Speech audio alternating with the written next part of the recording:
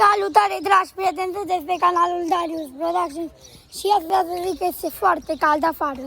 Să începem, uitați, sunt în tricou și sunt vreo 20 de grade și se resimt vreo 30 la soare, 30 de grade, iar la umbră vreo 15 grade. Și zic, bate vântul, se resimt vreo 13 grade la umbră. Dar în rest e foarte cald la soare, ca nege la soare, vedeți? Da, și sunt vreo 30 de grade, este foarte cald. La temperatura resimțită sunt vreo 30, dar în rest vreo 24. Bun, stați, mi-a picat asta.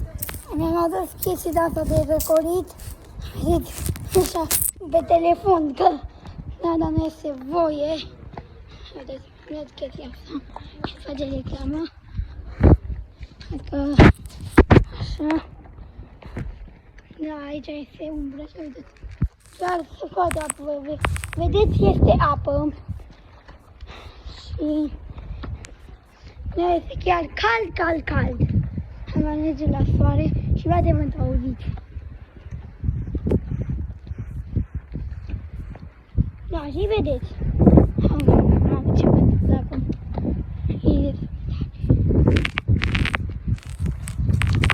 Așa.